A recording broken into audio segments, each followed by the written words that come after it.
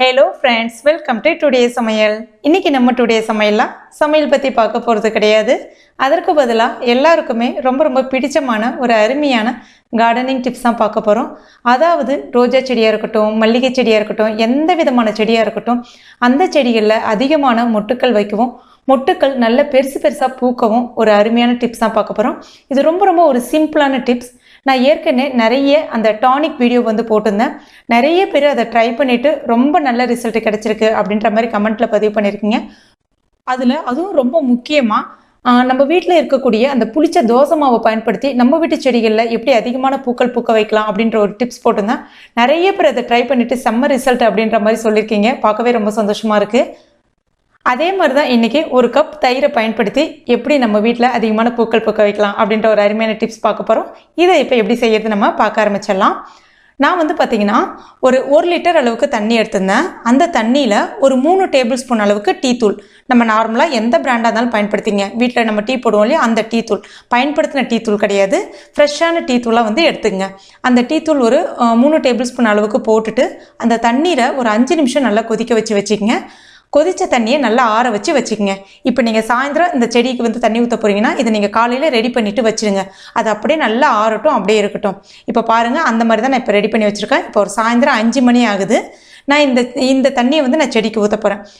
இப்போ இந்த தண்ணியை பார்த்தீங்கன்னா நான் வடிகட்டல, அந்த டீ தூள் அதில் அப்படியே தான் இருக்குது, அதாவது அந்த கசடு அப்படியே தான் இருக்குது.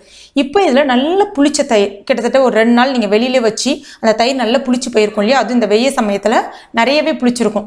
அந்த மாதிரி தயிர் ஒரு 1/4 கப் அளவுக்கு, அதாவது ஒரு 2லேருந்து ஒரு 3 டேபிள் ஸ்பூன் அளவுக்கு எடுத்துங்க. அதை இதில் சேர்த்துருங்க. சேர்த்துட்டு ஒரு தடவை நல்லா கலந்துக்குங்க. அடுத்ததாக ஒரு 4 லிட்டர் இல்லைனா 5 லிட்டர் அளவுக்கு சாதாரணமாக நம்ம செடிக்கு ஊற்றுவோம் இல்லையா, அந்த தண்ணீர் எடுத்துருக்கேன். அதில் இதை நம்ம ஊற்றிடலாம். ஊற்றிட்டு அந்த தயிரில் அந்த சின்னதாக அந்த கட்டித்தன்மை இருக்கும் இல்லையா, அந்த கட்டித்தன்மை போகிற அளவுக்கு நல்லா அடித்து விட்டுக்குங்க. மக்கை பயன்படுத்தி இந்த மாதிரி அடித்து விட்டுக்குங்க. ஒரு மக்கு தண்ணி ஊற்றினா போதும். ஒரு செடிக்கு வாரத்தில் ஒரு தடவை ஊற்றுங்க போதும். அந்த அளவுக்கு எஃபெக்டிவான ரிசல்ட் கிடைக்கும். இது நான் பர்டிகுலராக 2 செடிக்கு ட்ரை பண்ணேன். நல்ல செடியில் அதிகமான மொட்டுக்கள் வச்சுது, அதிகமான பூக்களும் பூத்துது. அந்த பூக்கள் நல்ல பெருசாகவும் பூத்துது. இதே நீங்கள் மல்லிகை செடிக்கு ட்ரை பண்ணலாம், அந்தி மல்லி, அந்த மாதிரி நிறைய வெரைட்டி ஆஃப் பூச்செடி இருக்கு இல்லையா, எல்லா செடிகளுக்குமே ட்ரை பண்ணலாம். அவ்வளோ ஒரு அமேசிங்கான ரிசல்ட் கிடைக்கும். நான் நிறைய டானிக் வீடியோ போட்டிருந்தேன்னு சொல்லியிருந்தேன் இல்லையா, அதில் நிறைய பேருக்கு ஒரு சந்தேகம் என்ன அப்படின்னா, அக்கா இதெல்லாம் நாங்கள் எப்பப்போ ட்ரை பண்ணணும் அப்படின்ற மாதிரி கேட்குறீங்க. நான் சொல்கிற மாதிரி வாரத்தில் ஒன்று ட்ரை பண்ணுங்கள். அதாவது உதாரணத்துக்கு சொல்லப்போனால் இந்த வாரத்துக்கு இதை ட்ரை பண்ணுறீங்கன்னா அடுத்த வாரத்துக்கு வேற ஒரு டானிக் வீடியோ அந்த மாதிரி ட்ரை பண்ணுங்கள். ரொம்ப சிம்பிளாக உங்களுக்கு புரிகிற மாதிரி சொல்லப்போனால் நம்மளுடைய நாக்கு கொஞ்சம் விதவிதமான சுவை தேடும் இல்லையா, ஆக இந்த மாதிரி நம்ம வேறு ஏதாவது சாப்பிட்டா நல்லாயிருக்கும் அப்படின்ற மாதிரி. அதே மாதிரி செடிகளுக்கும் என்றைக்கும் ஒரே மாதிரியான நுண்ணுயிர் சத்தை கொடுக்கக்கூடிய அந்த டானிக் ஊற்றாமல் வேறு விதமான அந்த டானிக் நம்ம ஊற்றும் போது பார்த்திங்கன்னா அந்த செடிகள் நல்ல ரெஃப்ரெஷ்மெண்ட் ஆகும்.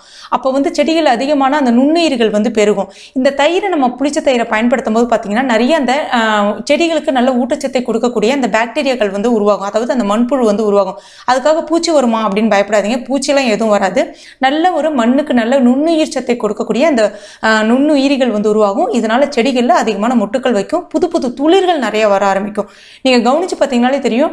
இதை ஊற்றின ஒரு அந்த 7 டேஸில் கவனிச்சு பார்த்தீங்கன்னா நல்ல புது துளிர்கள் வரும், நிறைய மொட்டுக்கள் வர்றது நீங்கள் கவனிப்பீங்க. அந்தளவுக்கு ஒரு அருமையான ஒரு பர்ஃபெக்டான ரிசல்ட்டை கொடுக்கக்கூடிய ஒரு அருமையான டானிக் இது.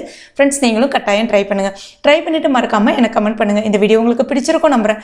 பிடிச்சிருந்தா லைக் பண்ணுங்கள். உங்கள் நண்பர்கள் மற்றும் ஃபேமிலி மெம்பர்ஸ் கூட மறக்காம ஷேர் பண்ணுங்க. மேலும் இது போன்ற கார்டனிங் டிப்ஸ்க்கு நம்ம டுடே சமையல் இது வரைக்கும் நீங்கள் சப்ஸ்கிரைப் பண்ணாத நண்பர்களாக இருந்தீங்கன்னா உடனே சப்ஸ்கிரைப் பண்ணிங்க. கூடவே மறக்காம அந்த பெல் நோட்டிஃபிகேஷன் சிம்லையும் ப்ரெஸ் பண்ணுங்க. தேங்க்யூ.